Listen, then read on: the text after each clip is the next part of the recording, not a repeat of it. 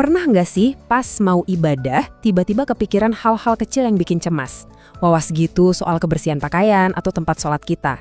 Nah, kalau pernah, tenang aja, Anda nggak sendirian kok.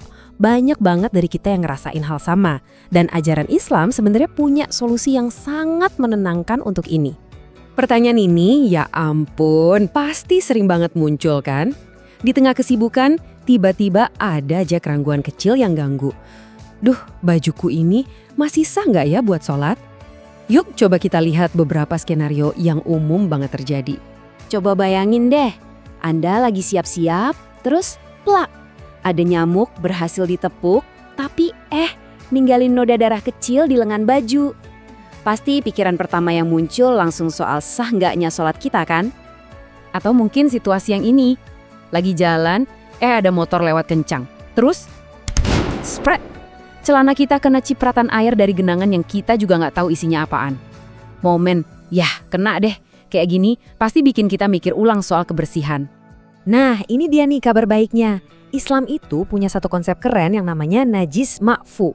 Ini tuh prinsip yang pada dasarnya bilang kalau ada najis-najis tertentu yang dimaafkan. Kenapa? Ya karena jumlahnya sedikit banget atau emang susah banget buat kita hindari sehari-hari. Ini tuh bener-bener bentuk kemudahan dari agama. Oke, sekarang kita bahas satu persatu ya, biar lebih jelas. Berikut ini beberapa situasi di mana prinsip najis ma'fu ini berlaku. Dan saya jamin banyak deh dari kekhawatiran Anda yang bakal terjawab.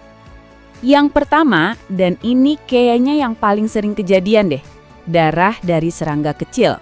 Kayak nyamuk, lalat, atau kutu yang nggak sengaja kita tepuk terus nempel di baju atau kulit. Jadi kuncinya tuh gini, serangga-serangga ini kan nggak punya sistem peredaran darah yang mengalir deras kayak kita atau hewan besar. Darah yang keluar itu cuma setitik, jadi dianggap nggak signifikan. Selama itu cuma noda kecil dan nggak disengaja, itu dimaafkan. Sholat dan wudhu Anda tetap sah.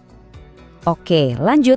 Gimana kalau darah atau nanah dari luka kecil di badan kita sendiri? Misalnya nih, dari bisul yang nggak sengaja pecah atau kena goresan ringan. Logikanya tuh praktis banget. Karena itu datangnya dari tubuh kita sendiri, jumlahnya dikit, dan nggak sampai ngalir deras, maka itu masuk kategori ma'fu, alias dimaafkan. Tapi ya, kalau lukanya lumayan besar sampai darahnya kelihatan membasahi baju, ya tentu lebih baik dibersihkan dulu. Nah, ini juga sering banget kejadian.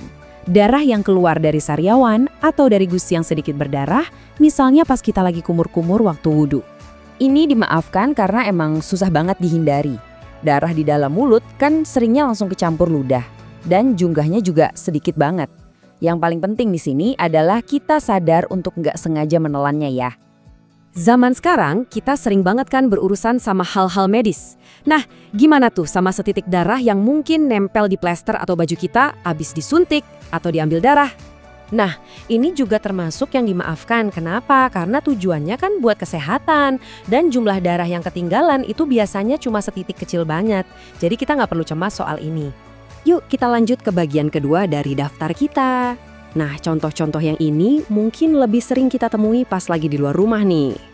Nah, ini dia nih problem sejuta umat. Kecipratan air genangan di jalan. Kita kan nggak pernah tahu pasti itu air isinya apa, betul? Apa itu air hujan bersih? Atau jangan-jangan udah kecampur sesuatu yang najis? Yang keren dari aturan ini adalah prinsipnya. Hukum Islam itu dibangun di atas keyakinan, bukan cuma sekedar curiga atau was-was. Jadi selama kita nggak lihat dengan jelas atau nggak cium bau yang benar-benar nunjukin itu najis berat, cipratan itu dianggap suci. Kita nggak dituntut jadi detektif buat setiap genangan air. Pernah nggak nyuci baju yang kena najis, udah digosok, udah dibilas berkali-kali pakai sabun, tapi kok bekas warna atau baunya masih ada samar-samar gitu? Nah, slide ini ngegambarin prosesnya dengan pas banget. Yang dinilai sama Allah itu usaha maksimal kita.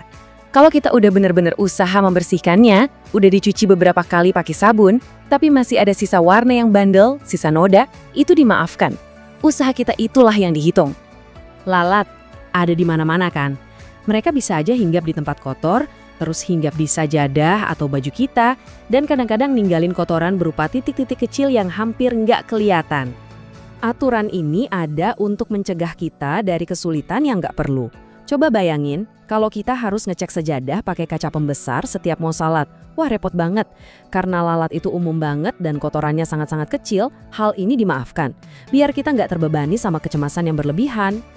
Oke, jadi setelah kita lihat semua contoh tadi, apa sih sebenarnya inti dari semua aturan ini? Yuk coba kita pahami filosofi di baliknya. Kutipan ini, wah benar-benar merangkum semuanya dengan sempurna ya. Tujuan utama aturan kebersihan itu untuk menjaga kesucian kita. Bukan buat menciptakan beban pikiran atau rasa cemas yang terus-menerus dalam ibadah. Jadi bedanya jelas banget ya. Di satu sisi ada tujuan yang positif, kebersihan yang kita capai dengan usaha yang wajar. Di sisi lain ada keadaan negatif yang harus kita hindari, yaitu was-was, yang cirinya adalah khawatir berlebihan dan bikin hidup jadi susah. Prinsip najis ma'fu ini menjaga kita tetap di jalur yang positif. Dan sebagai penutup, coba deh kita renungkan pertanyaan ini. Konsep najis ma'fu ini kan ngajarin kita soal welas asih dan fokus pada niat serta usaha kita. Nah, di bagian mana lagi dalam hidup kita bisa menerapkan kebijaksanaan ini, melepaskan keinginan untuk jadi sempurna dalam segala hal, dan lebih menghargai proses dan usaha yang tulus. Sebuah pemikiran yang berharga banget buat kita bawa sehari-hari.